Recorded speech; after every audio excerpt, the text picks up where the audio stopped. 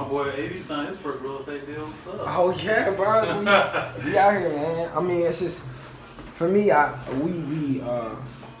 We was talking communication, but for me, I think a lot of the things, to your point, a lot of the things that we talk about govern the way that we think. The things that you see help to set your priorities, right? The people that you hang around help you to set your priorities. The things that you saw coming up help to set your priorities. And for a large number of us, brown people especially, but everybody, a lot of our programming and our priorities as a result are backwards. You know what I'm saying? It's like, yo, I want homeboy, I want my man to be impressed with me, right? Yeah. But he can't ever come to my house though. You know what I'm saying? Like, he think I'm the man, but if he like, yo, I'm coming through, you like, no. You can't come to my house and I don't want you to see that. I gotta tell my moms to get out. That's wicked, but it's true. Right, and that's crazy. So on the other side though, right, on the humble, in the workplace, I'm gonna run to John Doe. John Doe is just like a bum in my opinion, but he got a couple mil, right? And we trying to figure that thing out.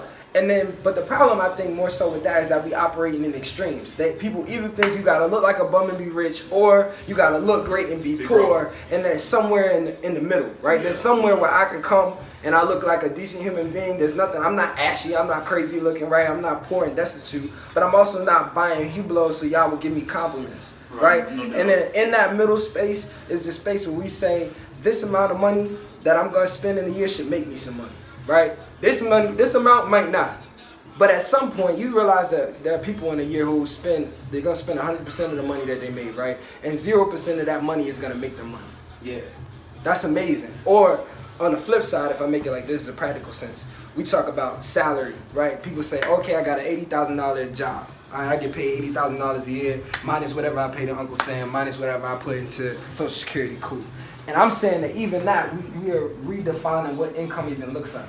You don't get paid $80,000, you get paid what you pay yourself.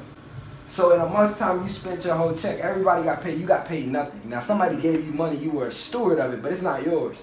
Now if you put $1,000 in the bank, at the end of the year, your salary is $12,000. You made $12,000. Right. Mm-hmm. That's a totally difference. You think some people make a net zero or a red amount of money. Like your salary is in the red yearly, which is crazy. And then, you know, so you tack that into all the things that you borrow for school, you borrow for cars, not these bad things, you just gotta account for them. Borrow for schools, you borrow for cars. Some people borrow on it. I got my damn refund check and I paid up my rent for 8 months. You can be paying for that apartment for 30 years. Yeah. I think the main thing with that, and that's what a lot of good points is, did that information come to you as, you know, you got older, or did that information come from your parents? Or did the information come from mistakes? Exactly. Because sometimes I didn't learn how to respect money until I mishandled it. So but the biggest thing about it is I started learning through the journey. So the journey of going through the pain of knocking out credit card debt. How did I get here? Yeah. Right. You know what I'm saying? Then I asked myself, okay, well, me and my parents never had a conversation about money. Right. You know, I got my first credit card my mom made me get. You know what I'm saying? She made me get a credit card my freshman year.